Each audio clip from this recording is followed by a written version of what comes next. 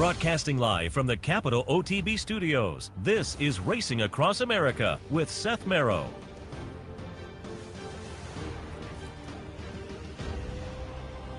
Good morning and welcome to Racing Across America on this Saturday morning. And again, one of those Saturdays where it's a racing around the world as there is British Champions Day here on the network this morning. And we'll be taking a look at two of the bigger races on the day coming up. In a few minutes, the Queen Elizabeth II. A little bit after that, British Champions. A little bit later on, we'll be joined by Joe Clancy because it's a big day on the jump side as well. They're down at Far Hills for kind of the highlight of the end of the season as far as steeplechase racing. The Grand National on the card today down at Far Hills, and there's betting available on the jumps today down at Far Hills. So we'll talk to Joe Clancy and get some of his ideas a little bit later on. But again, British Champions Day with a couple of races coming up fairly quickly. About 20 after we have the QE2, and then a little bit after that will be the British Champions. And so I thought we'd get some thoughts on those races from our friend Dick Powell, because who better to reach out to when there's big days internationally? Dick, good morning.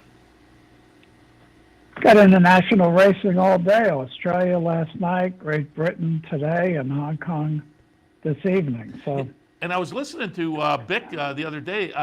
You were on before me on Wednesday morning, I think it was, and you gave out a nice little Hong Kong pick 3. Congratulations. The Hong Kong pick 3 paid okay, but within the individual races, there was a $185 exacta. Oh, whoa. So that was right. There you go. That was nice. Yeah, I like that. So Speaking that of went well. Yeah, speaking of Australia, I asked you when we were talking before we went on the air if you had any thoughts on the Everest, which was run down there last night. One of the richest races in the world on the sprint side of things, very intriguing. And this morning when I pulled up the results, the headlines were, this was not just an upset, the headlines were kind of incredulous with the upset, with Nature Strip being beaten and running fourth, I believe. But the 3-year-old, one of only a couple of 3-year-olds, Giga Kick gets it done. Thoughts on the Everest? Yeah, Nature Strip looked like a winner halfway through the stretch. His rider really hadn't used much energy, and then they get to the last 100 yards, and then he was in deep.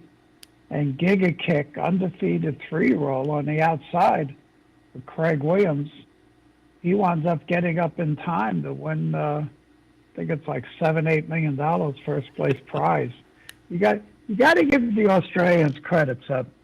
They took the concept of the Pegasus, and unlike the Pegasus, which to me has been an underachiever because of the distance they run it at, Australia runs their race at 1,200 meters, 6 furlongs. So they have an overflow field. They have also eligibles. Everyone wants to run. And Gulfstream could have easily made that race a mile with 14 starters. Not have to worry about post position too bad, like you do at the mile and 8. But nope, they wouldn't change it. So they've gone backwards with their purses, and the Everest is a big deal every year, including those slots to get into the Everest. They have great value. So it's everything the Pegasus was supposed to be, but running it at 6 furlongs turns out to be the winning combination. Yeah, and as I understand it, Giga Kick wins it. As I understand it, Giga Kick got one of the last slots.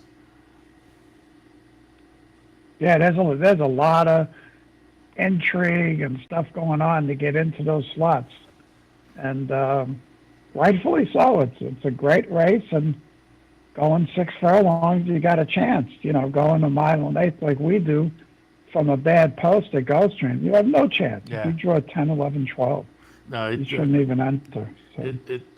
Again, one of the richest races out there, and a sprint, and they've done a nice job with the Everest down in Australia. All right, let's shift our attention over to Ascot and start things out, the QE2. And let me just pull up here. We're about 12 minutes away from that one. This is a fun race because, and I pulled up the race back in the middle of August that Inspiral wins. 3-year-old filly stepping in here. She's very, very intriguing. She is currently, I'm looking at the odds, 3-5.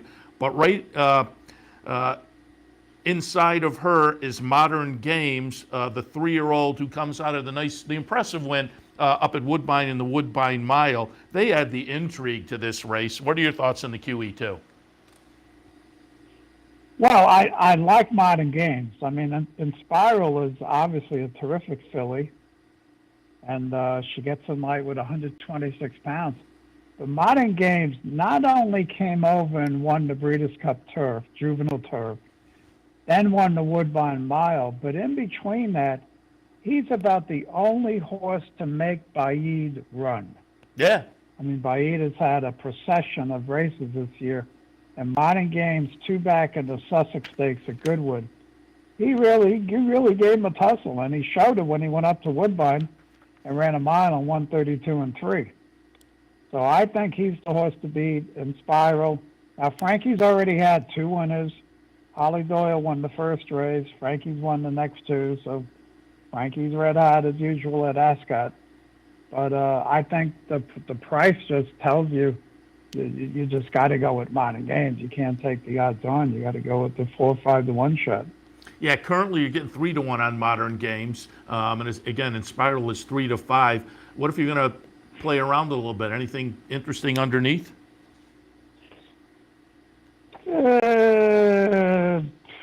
The Revenant, the 5, is a soft track specialist. Now, the ground doesn't look that bad today. I've been watching the running times.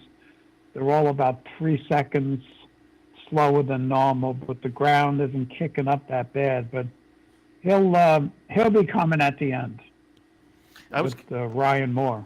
Yeah, I was kind of so looking he's at them the 5, and not really going to give you much of a price, though, unfortunately. Well, what are we looking at? We're looking at 9 to 1 there with the Revenant. But Modern Games, Charlie Appleby, William Buick, again, Modern Games and Inspiral make the race very interesting. Couple 3-year-olds, including the 3-year-old filly there. All right, a little bit later on, we will be looking at the Champion Stakes Group 1 event, big purse there, and all eyes on Baid. I pulled up the Juddmonte International from the middle of August. We'll watch Baid get the win here. Undefeated, 10 for 10. This is the career finale for the 4-year-old son of See the Stars. Give us your thoughts on the British champions, and does anybody get by Baid? Well, I've been a fan since day one, and I just think he's an awesome horse. He started out running a mile, and they kept him at a mile, even though he's bred to go much farther.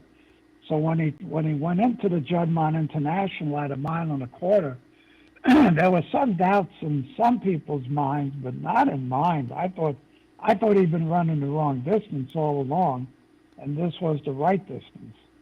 So he just, without any real visual encouragement, he opens up 6 lengths on Mishra and beat a good field that day in fast time, and just looked like the mile and a quarter was right up his alley, which it should be. So he gets a mile and a quarter again today.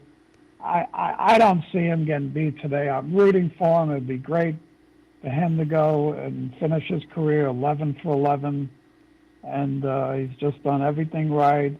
The one commentator, when he won the Sussex, the commentator said he has gears. And the suspicion is he still has another gear that we haven't seen.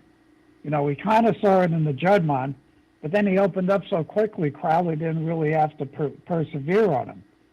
So he's just a wonderful, wonderful horse. Adiyar was great last year as a 3-year-old, won the Derby, won the King George, Queen Elizabeth, then had some issues, came back with an easy race at Doncaster, but that's what Charlie Appleby wanted. He didn't want a hard race, he wanted an easy race in order to keep training him forwardly. So Adiyar has talent, but his talent is more geared to a mile and a half than a mile and a quarter. Bay Bridge is a nice emerging horse who could be very good next year. The 3-horse, William Haggis, Baid's trainer, has Dubai Honor in the race. And he also has the 8 My Prospero, who ironically is going to run in the colors of See the Stars. He's owned by Sunderland Holdings. They're a Hong Kong family. They owned and raced See the Stars, and See the Stars is the sire of the Great Baid. So we saw See the Stars do very well at Tattersalls this week with the yearling sale. A lot of $800,000 horses go through for him. He's a popular stallion. And I think his son Baid can go out a winner today, finish up 11-11. Then they could all argue who's better, who's Franco, all that stuff. Yeah, my Prospero was the one I thought was a little bit intriguing at a price, but yeah, it's going to be tough to get by Baid. I'm with you. I'm just rooting for that horse. And, you mentioned it, the race 2 back does away with Modern Games pretty easily, and then Modern Games comes back and impresses in the Woodbine Mile, which I think very nicely flattered Baid. And again, we just looked at the stretch run to the Juddmonte International, and you mentioned it. Running second there was Mishriff, so he's just kind of running away from some very nice horses, and it's just going to be fun to see what he can do this afternoon. Again, at 1.25 miles again this afternoon. Yeah, they start up at the top of the course. They come down the hill. They then turn right-handed. It's about a 1/4 mile finish up the straight. Same course we see at Royal Ascot. It's just called Ascot because it's not the Royal meeting. The ground is listed as good to soft, but not terribly soft. So it's very fair for everybody, which I was happy that they didn't get a ton of rain. Although Baid went to France last year, which, by the way, Franco never did. Franco never left England. Yeah, interesting. So Baid did, and he won the Prix de Milan de Longchamp on pretty soft ground, and so he has that in his favor. But I just hope he runs. I hope he.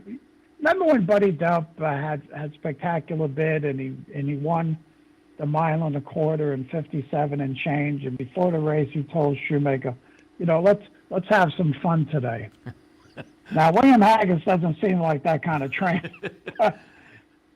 Considering it's his last race, if let's say he's going to win, let's say the race is over. Well, can we open up and win by 5, and get an even higher racing post and time form rating and put him up there with the all-time greats? Yeah, there aren't many Buddy Delps running around. No. The one thing I noticed... Not in England. Yeah, exactly. I don't see Buddy Delp wearing one of those day coats and top hats. The one thing I noticed that is definitely different over there, you go down, you look at the weights, the older horses are all carrying 133, and the 2 3-year-olds have 128 at 129. That is certainly a difference over there. Yes, and it's a huge difference in the Arc de Triomphe. Yeah. The 3-year-olds get a nice weight concession, and the 3-year-old fillies get a real nice weight concession. So that's a big factor when handicapping the races. This race only has a couple 3-year-olds, and they seem to be overmatched. They're 20-1 and 60-1 in the morning line. But, yeah. That's even though it's not a handicap race per se, they do have conditions for the various age groups. Dick wanted to reach out, as I say, with the international racing, and again, some notable names with Baid and Modern Games in Spiral. A couple of nice races coming up. We're about 3 minutes away from that QE2, and a little bit after that, the British Champions. So, fun morning here on the network with British Champions Day, and as I say, wanted to reach out to you. You're on with Bick, every Wednesday talking to Hong Kong, right? Yes. Yeah. So if folks want to check that out, because as I say, I'm usually on later. And we have an emerging superstar tonight in California, Spangle. He's in a Group 2 going a mile, and he is super fast, super talented, and he's just getting better and better and better. So we'll see how he does tonight. And I think he's only been beaten twice. Got beat at 1.25 miles, which kind of made sense considering his running style. But even then, he won at 1.8 miles. He won one of the Hong Kong Triple Crown races. So he's in tonight.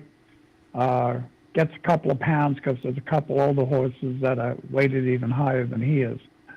So that'll be fun. California Spangle, horse to watch. And how long ago was it? Because, again, we talked a little Australia racing, and the Melbourne Cup comes up in, a couple of weeks. How long ago? Didn't you do a kind of a Melbourne Cup to Breeders' Cup doubleheader a few years back? Yeah, I won 3 years in a row. And the 1 year it worked out perfectly because I went to the Melbourne Cup because I heard Nick Luck describing his trip to Steve. Well, I went Albany,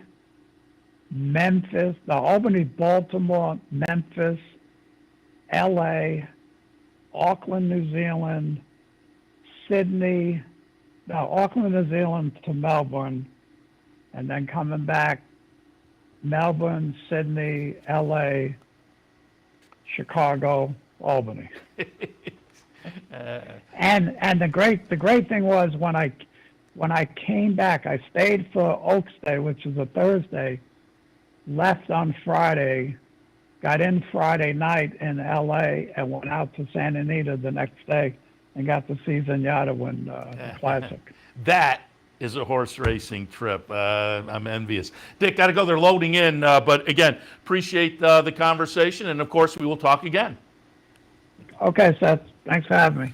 Dick Powell, again, giving us a little setup on these next two coming up, British Champions Day. And in fact, they are loading in for the QE2. Modern Games is number 8, and Spiral is number 9. And Spiral is still 3-5. Modern Games still sitting at 3-1. We mentioned the Revenant. If you were looking for maybe an alternative, that one's the number 5 at 7-1.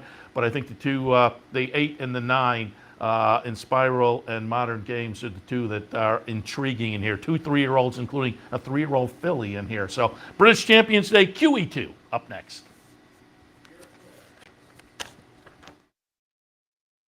But they haven't gone herring off, so the damage may not be too great. As the lead is held by Jadumi in the early stages, it's a steady pace. El Drama on the far side of the blue-jacketed Modern Games, then Tempest together with the Revenant, then Radobarg and Check and Challenge with Bayside Boy, and in Spiral now restrained in last place, but not too detached after that slow start at the beginning of this Queen Elizabeth II stakes. And out in front, Jadumi now goes a length and a half ahead of El Drama in second. 2.5 lengths to Modern Games in third. The pace may be lifting a little bit. They're more strung out than they were. Tempest and the Revenant, 4th and 5th from Radobarg and Check and Challenge, and then Bayside Boy, and still Frankie Dettori hanging on to Inspiral at the back of the field. They're inside the final half mile now. They've passed halfway, and Jadumi continues to lead by a couple of lengths to El Drama in the slipstream. Modern Games about to be produced seemingly by William Buick. Then Tempest in Spiral now pulled out by Frankie Dettori. She's coming with her run but has to be shaken up, and these leaders may take a bit of reeling in. It's Jadumi, El Drama and Modern Games. Then Tempest in Spiral, still getting closer, needs to find more. Just over a furlong left to go. Jadumi on the far side of El Drama and Modern Games. Bayside Boy and Check and Challenge are finishing well in Spiral, looks beat, racing up towards the line. Bayside Boy flashing home far side of Jadumi, Modern Games near side, and Bayside Boy, what a turn of foot, wins the QE2. It's tight second between Jadumi and Modern Games, then Check and Challenge, El Drama, and in Spiral, well beaten after that tardy start. 34.0 on the off this winner, Bayside Boy. Tom Marquand on number 6, Bayside Boy, has won the QE2. Modern Games, maybe second. Looks that way, looking at that. So provisionally 6, 8, 2 and 7. 6, 8, 2 and 7 provisional. Bayside Boy, Modern Games, Jadumi, Check and Challenge. And the son of New Bay, Bayside Boy, has won. Stratford are at the posts, and Hermes Allen is favourite for the next day at 1. Upset in Spiral, disappointing in there. Modern Games ran okay, just a little late on the scene, but it looked like, and the announcer said it as they had that slow-mo, it looked like Modern Games does get the nod for a second here. But Bayside Boy, and our odds 38-1. This is a nice run from this horse coming up.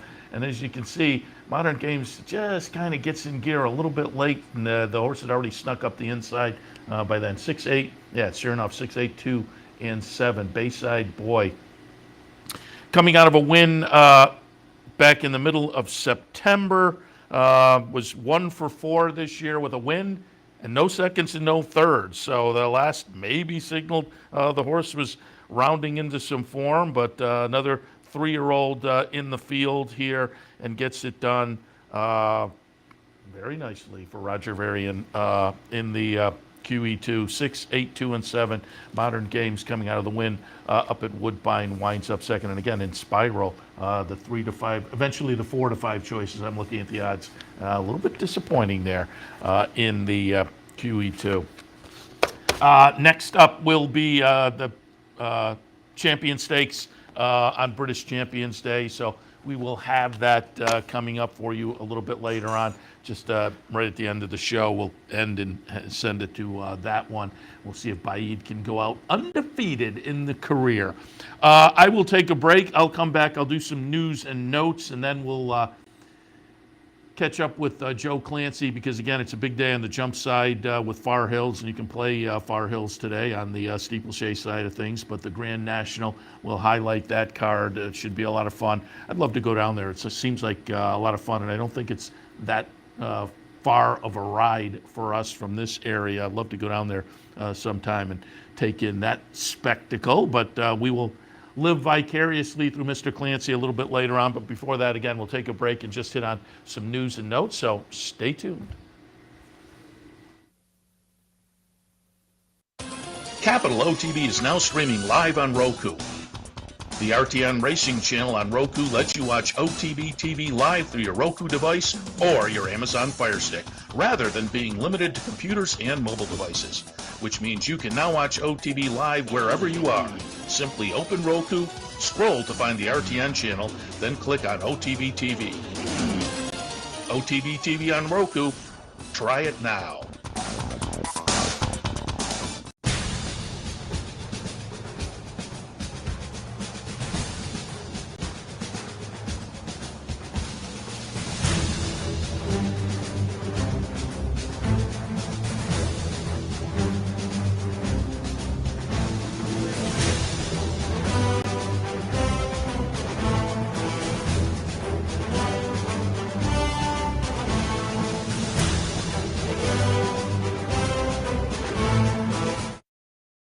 No matter where in the world you are, the excitement of wagering on horse racing is just a click away. You'll get live streaming, past performances, race replays, our virtual tote board, analysis and selections from professional handicappers, a simple, safe, and secure wagering platform, and best of all, you get track prices. CapitalOTBBet.com. Bet any place, anytime at CapitalOTBBet.com. And be sure to download our new mobile app from the iTunes Store or Google Play.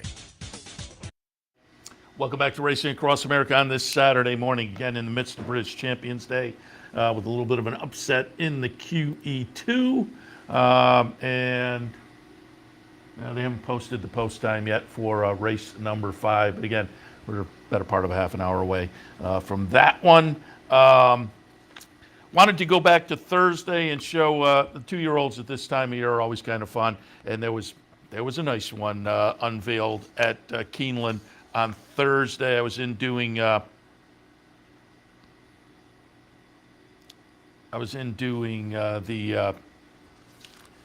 handicapping show on Thursday. Let me just see if I have my PPs here from Thursday afternoon. And Asmussen unveiled a very, very nice looking firster that was kind of destined to be very nice, you would think, given the purchase price of $1.35 million at Keeneland September last year, 2021. Extra Aniho went out for Winchell Thoroughbreds and Steve Asmussen, and went off at 7-5.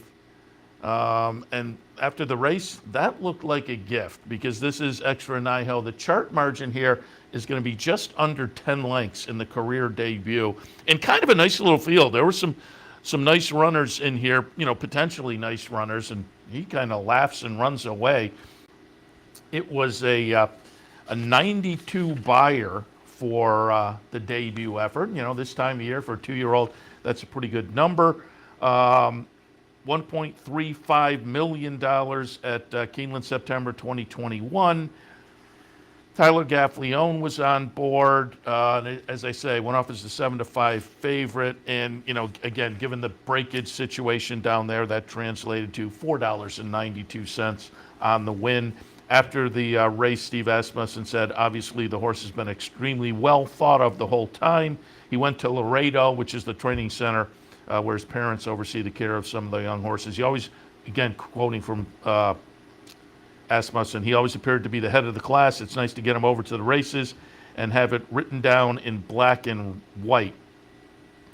The next start, according to Asmussen, we'll monitor how he comes out of the race. He's a very big horse, and I think he will benefit from racing. The right thing to do is to take some time. We're not going to jump off in the deep end. And so they're looking perhaps at an allowance event on one of those Stars of Tomorrow programs over at Churchill towards the end of the meet, November 26th. And then Asmussen is quoted as saying, it's a possibility. That's kind of what we're looking at. We shall see what's in the future. But it looks like they're, a nice horse, and 2-year-olds this time of year. They aim for some kind of 2-year-old stake, and it looks like they're going to be more conservative and just get in an allowance event in the meantime with extra nihil. But again, looked pretty good a couple of days ago, Thursday, down at Keeneland, getting it done in the career debut. Also wanted to point out a couple of things. I mentioned it on the handicappers report. I'll mention it here. Santa Anita today has a mandatory pay in their Rainbow Six. So if you are a Rainbow Six player, particularly if you're a Rainbow Six player on the mandatory days, today is your day out at Santa Anita. They have over $250,000 in the pool. They're expecting, in the written materials they've sent out, they're expecting $2 million in the pool. So again, Santa Anita today, mandatory pay in the Rainbow Six. Also today, I think I have the PPs here. Yeah. Today, afternoon program down at Yonkers. If you are a sulky fan of the sulky side of things, it is the International Trot, $1 million up for grabs down at Yonkers. That race will be the 7th at Yonkers. It'll kick off a pick 4 with a $20,000 guaranteed pool. A field of 10 is entered. We were down there a few years ago. We covered that live. I want to say 4 or 5 years ago. Of course, given the passage of time, it could have been much longer ago than that. But 4 or 5 years ago sounds about right. It was a fun day down at Yonkers with the International. And you have, again, because it is the International, horses coming in from all over, and that makes it a little bit intriguing. It's also intriguing because it's 1.25 miles, which is a little bit different on the sulky side of things, whereas most races are the flat mile. I can remember when I was a kid, I was going to say Saratoga Harness. I think a number of tracks tried to do it, where they would play around with the distances. They would have half-mile races, so a Saratoga Harness race, that would be one trip around. They would do 3/4 mile races, and I just don't think the harness fans took to that so much. But occasionally something like this is kind of fun, and so the 1.25 miles of the International Trot is intriguing. And I'm just going to see if we have post times per. Yeah, we do.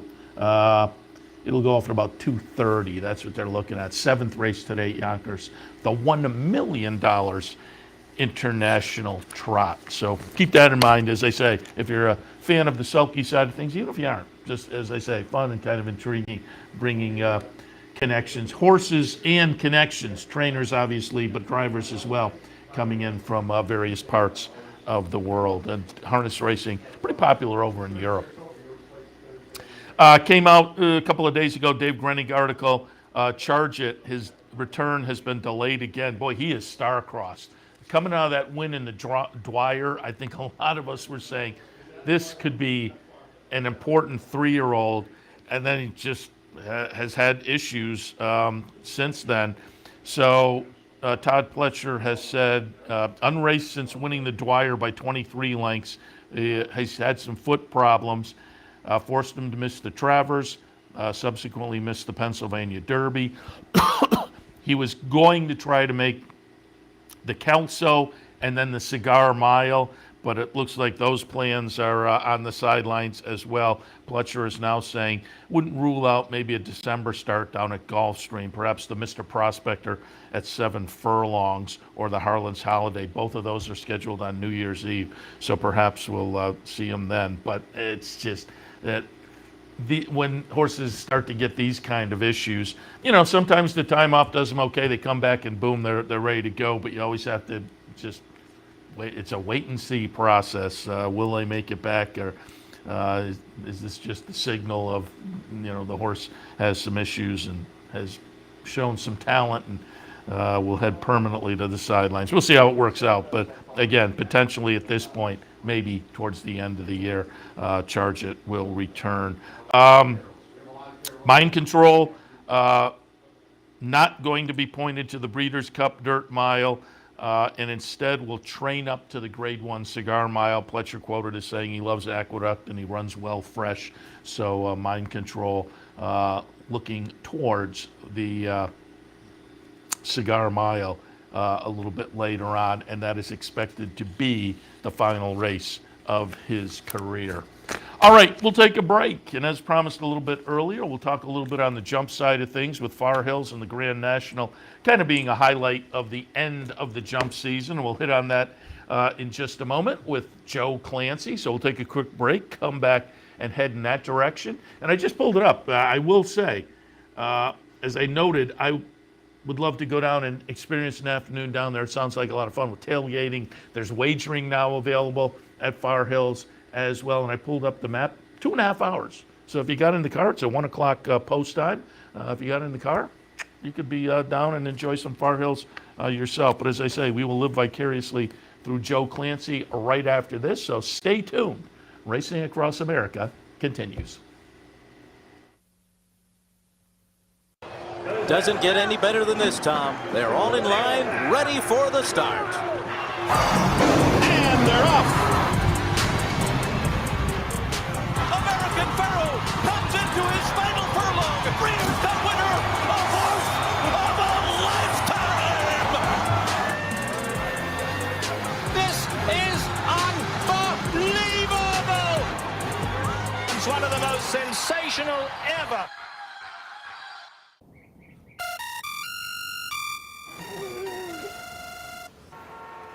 Come on. I want sales reports on my desk by Monday. Whoops. My bad. Love racing? RTN brings you every live simulcast on your home television, plus live video streaming and race replays on your PC and mobile devices. To order, visit rtn.tv. RTN, a breed apart. Birdstone is an outside front. They're coming down to the finish. Can Smarty Jones hold on? Here comes Birdstone. Birdstone surges past. Birdstone wins the Belmont Stakes. In front, but here comes High Chaparral. High Chaparral, the defending champ, to take it to Bob. These two arch rivals head to head with Joe Hart bearing down on them. It's going to be a 3-horse photo finish to the turn. Here's the wire. Photo finish.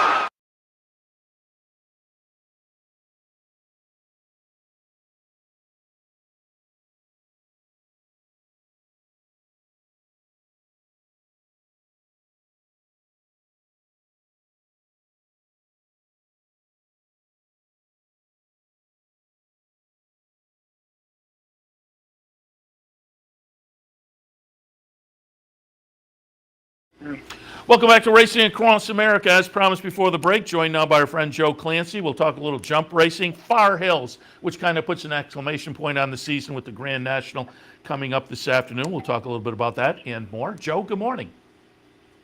Good morning, Seth. How are you?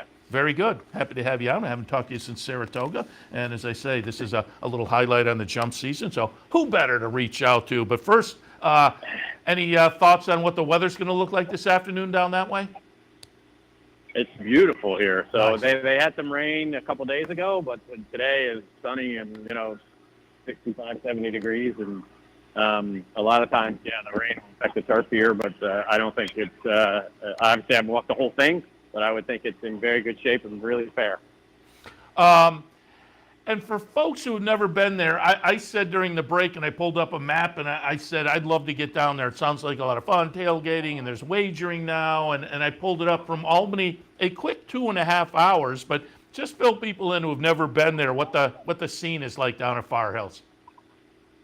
Yeah, it's a lot like a college football tailgating type scene. I mean, basically almost all the tickets are sold based on a tailgating space. I mean, there's some general admission, but most people either are in some of they have corporate tents or sponsor type tents, or you have your tailgate space. And on a day like today, it's spectacular. I mean, it's lines of cars. There's sort of a natural hill that looks down over the course and creates a little bit of a stadium feel, and then there's cars in the infield with tailgate spaces, and it's just a great day. Obviously, the racing is a big piece of it, but it's a community event and a day out for tens of thousands of people. They estimate 40,000 people. I think it's probably been higher some years and lower some years. It depends on the weather, and they tell stories about people leaving front row tailgate spaces in their wills to people and stuff like that. So it is a very sought after ticket, and for a racing fan, I obviously love it because I grew up coming here, but it would be a great place to try to get to if you're a racing fan, if you can. I mean, it's not that far from Manhattan. It's obviously not that far from upstate, really. And it's a great day of racing. It's the best day of jump racing in North America in terms of prize money and prestige and basically timing. I mean, there are some big races in the spring, but this really settles a lot of the championship races and that kind of thing. So it's a great day of racing no matter what. Yeah, and as they say, pulled up the map, 2.5 hours from up here, so I would recommend it. And I want to get down. I'm envious. You're going to be part of the Fox team, right? The races are going to be part of the Fox show this afternoon, correct?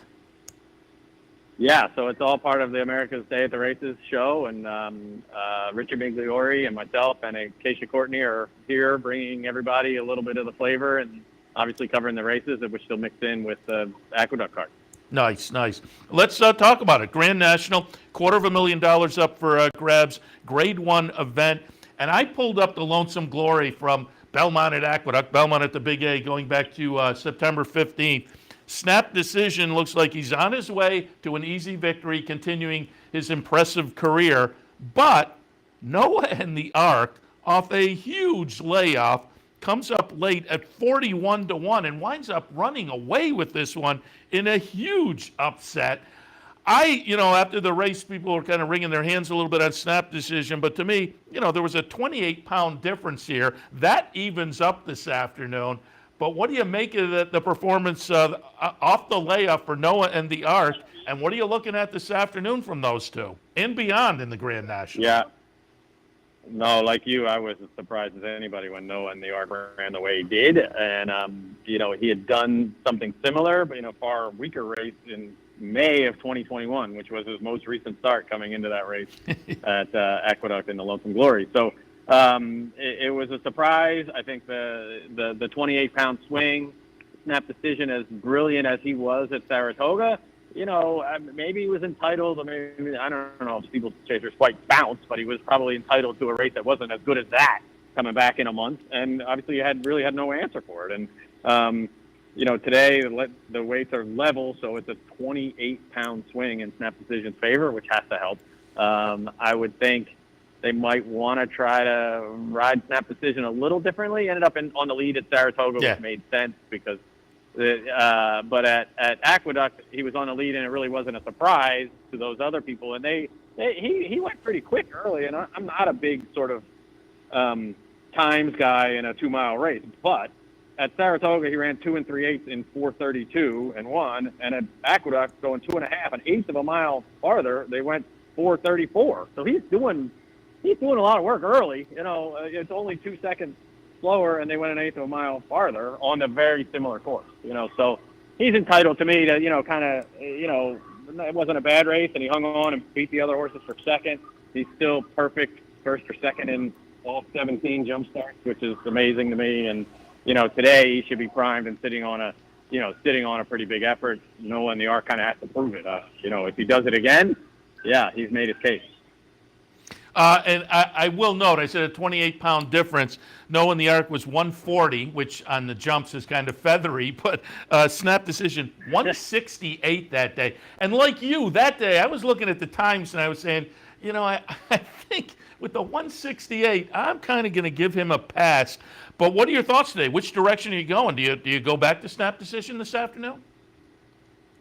I did, but again, I think value-wise, it sort of depends on what happens. I think this Irish horse Hewick is a very good horse over there, and is getting lots of attention from Irish racing fans and bettors and horsemen and everything.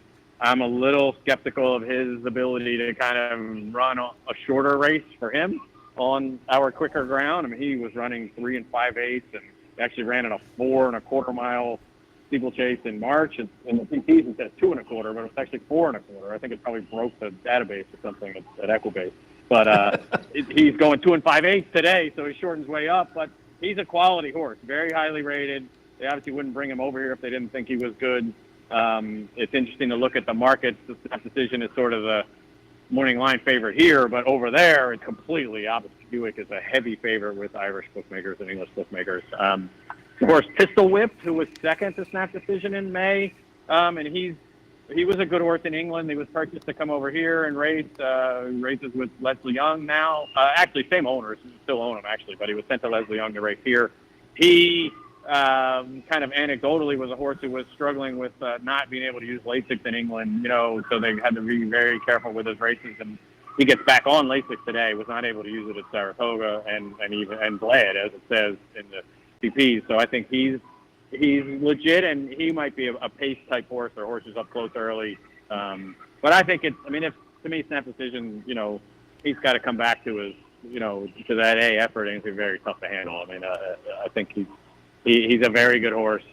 The ground should be, despite the rain a couple of days ago, should be drying out, which favors an American horse versus some of the foreign breds. And he's sort of got to, as Jack Fisher says, it's one more big one that you want him to get. He's never won this race.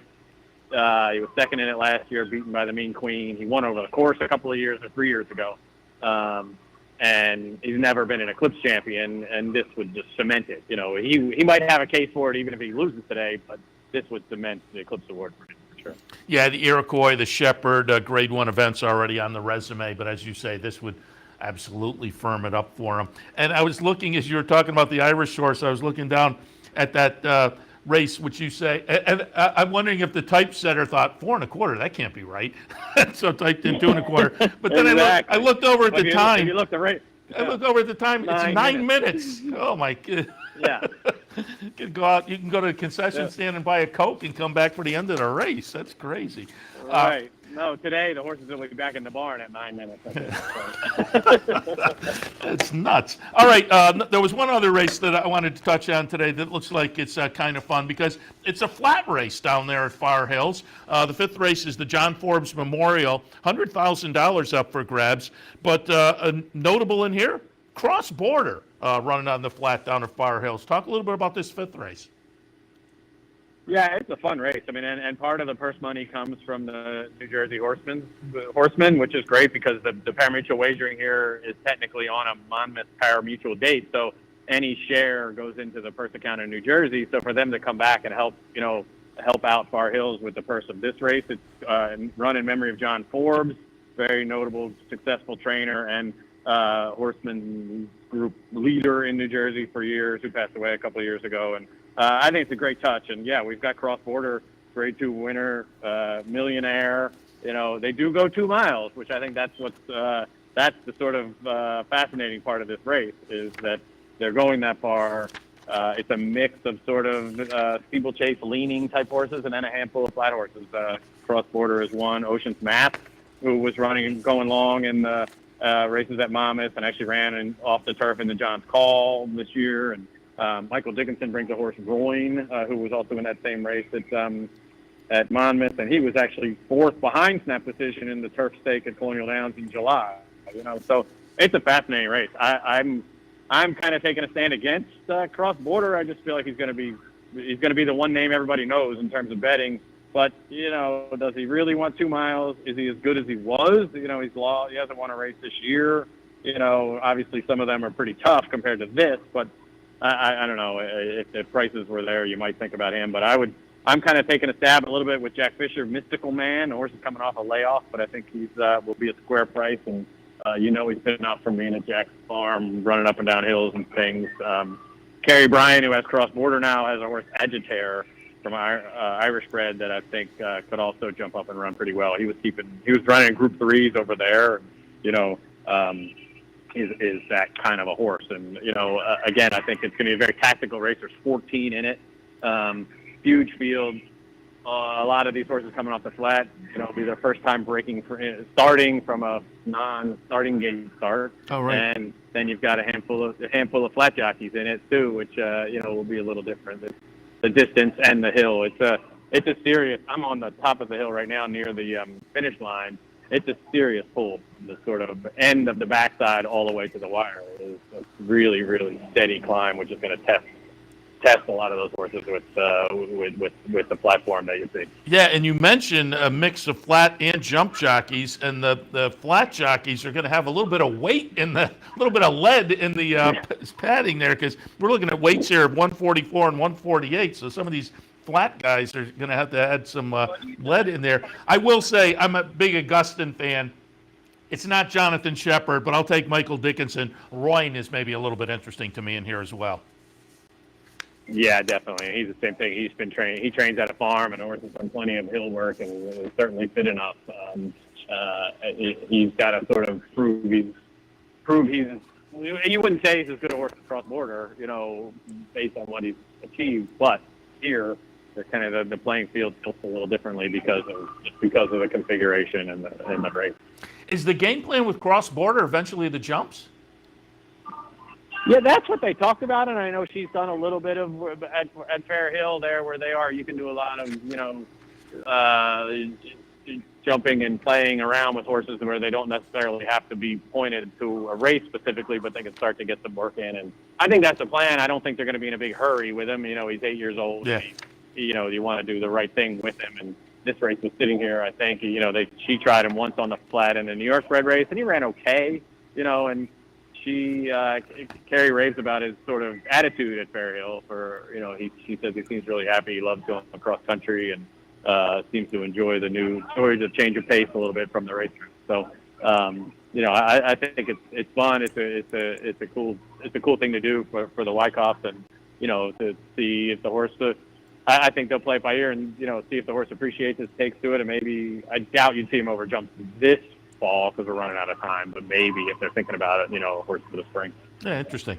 And before we let you go, I see one in here. Are there more?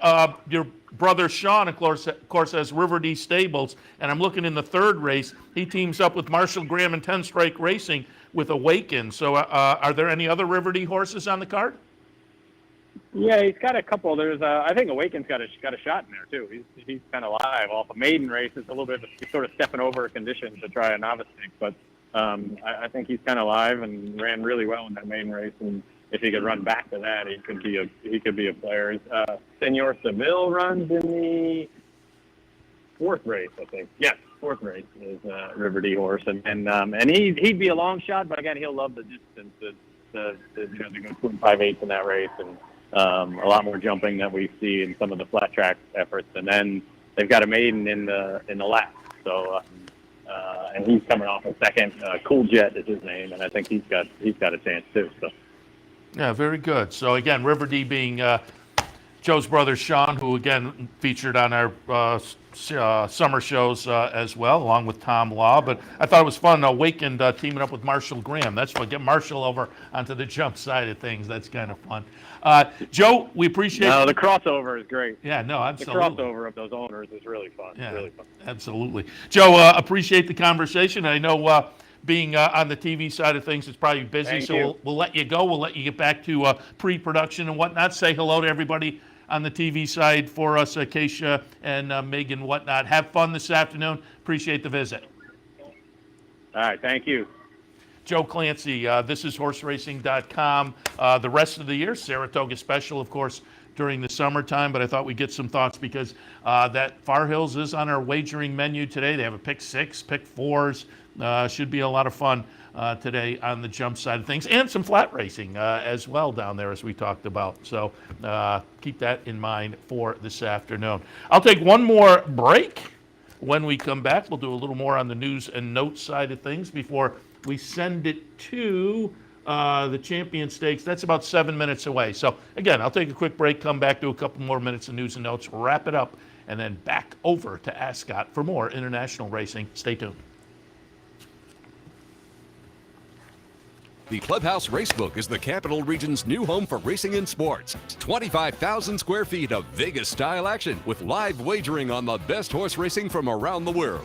260 flat-screen televisions and state-of-the-art wagering terminals. So don't miss out. The fun is only minutes away at 711 Central Avenue, Albany, just off exit 5 of I-90. And don't forget, if you can't make it to the Clubhouse, you can always wager online 24/7 at capitalotb.com. What if there was a way to become a better horse player, to have a better knowledge of the game, to be more successful? What if there were a way to take what you've learned, what you know, and make better decisions, better choices? In horse racing, knowledge is a powerful tool. Race results and replays, past performances and live streaming, wagering from all your digital devices. Capital OTB. Become a better horse player. Capital OTB is now streaming live on Roku. The RTN Racing channel on Roku lets you watch OTB TV live through your Roku device or your Amazon Fire Stick, rather than being limited to computers and mobile devices, which means you can now watch OTB live wherever you are. Simply open Roku, scroll to find the RTN channel, then click on OTB TV. OTB TV on Roku. Try it now.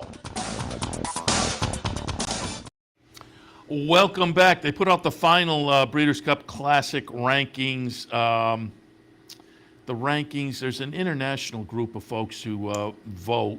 Flightline gets a unanimous vote for the top spot. 35 first place votes. So everybody is looking at Flightline. Again, these are the Breeders' Cup Classic rankings. This is the last of those polls. So it was a sweep for Flightline. Number 1 on the poll, Epicenter. Kind of interesting. The 3-year-old second. Life is Good third. Taba fourth.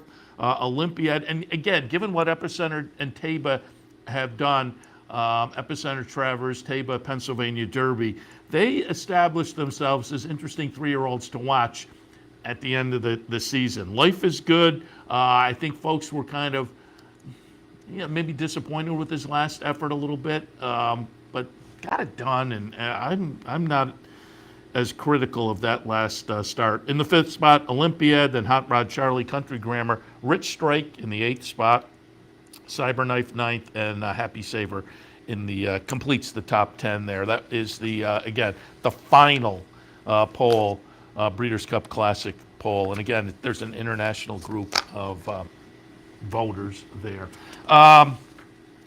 Breeders' Cup put out the post times and the broadcast schedule for the Breeders' Cup. Be a little bit early Friday and Saturday. Friday, things will kick off down at Keeneland Breeders' Cup weekend at 11:55, but the first 4 races are not Breeders' Cup races. First Breeders' Cup race on Friday will kick off at 2:15, but the action kicks off at 11:55. They will wrap up on Friday at 5:40. And on Saturday, get your donuts and your coffee because things on Saturday, November 5th, Breeders' Cup Saturday, kick off at 10:30.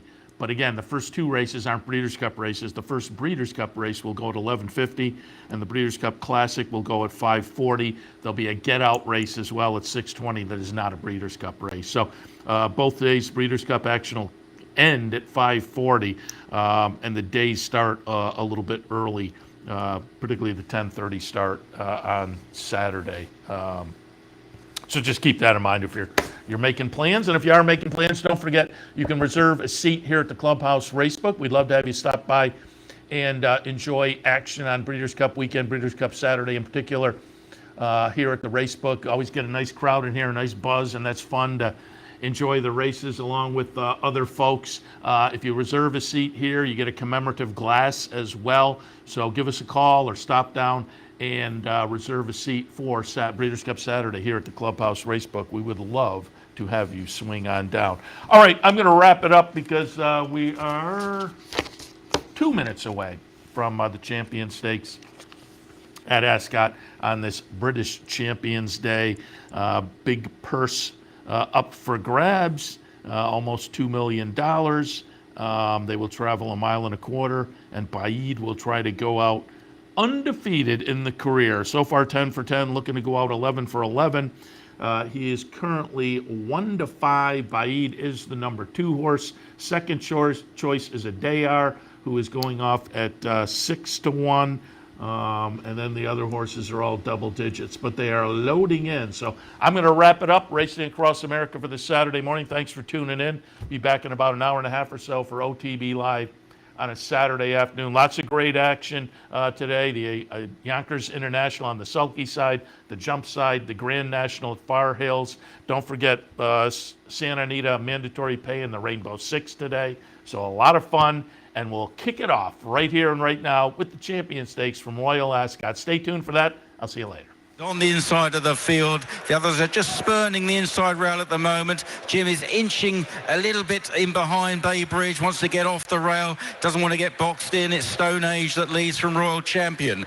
Baybridge is third, then My Prospero. Out wide is Adayar, wide of Baid, and then Dubai Honor from Helvic Dream and Max Sweeney at the back of the field as they cover the first quarter mile, running down into Swinley Bottom, swinging right-handed, and it's Stone Age and Ryan Moore that takes them along. From Royal Champion in second, Baybridge is third, My Prospero, Yellow Jacket in fourth place, then Adayar in fifth, the long odds-on favourite Baid on the inside in sixth place, just ahead of last year's runner-up Dubai Honor, and then Helvic Dream, and at the back of the field is Max Sweeney. They're racing on towards the 5 furlong marker on the halfway stage. Stone Age by length, 2 in second, Royal Champion. Baybridge is a close-up third, travelling well from My Prospero. Adayar behind these, then Baid still being held on to, followed by Dubai Honor on the outside, Helvic Dream, and finally Max Sweeney. Very soon they'll be running into the home turn. They're inside the final half mile. So Stone Age leads the way by a length or so. Baybridge going up the inside and still travels notably well as Royal Champion comes under pressure. Adayar rushing round runners and joining in. Then on the heels of them now and switching out wide is Baid, but being held in by Dubai Honor at the moment. Adayar might have got first run on Baybridge and My Prospero. Baid is out after them. Jim Crowley's having to push him along. They race inside the final two. Adayar from Baybridge on the far side. Baid down the outside is beginning to close now as they race up the hill inside the final fill, and My Prospero battling on. Baybridge and Adayar. Out wide is Baid. He needs to find more. My Prospero battling as well. Is Baybridge fending off Adayar. Baybridge from Adayar, and Baybridge has won the champion. Tight second between Adayar and on the outside My Prospero, and Baid is beaten. He finished fourth. Race 5, Ascot winner 3, Baybridge, Richard Kingscote 4, Sir Michael Stout, James Wigan and Ballylynch Stud have won the Champion Stakes by about half a length. We wait on the judge to split Adayar and My Prospero. Slight preference on the head bob there for My Prospero, looking at that. Baid retires, having lost his unbeaten record, fourth on his swan song.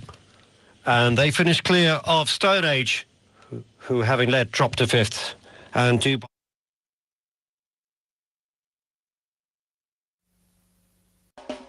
You're watching OTB TV, a service of Capital Off-Track Betting.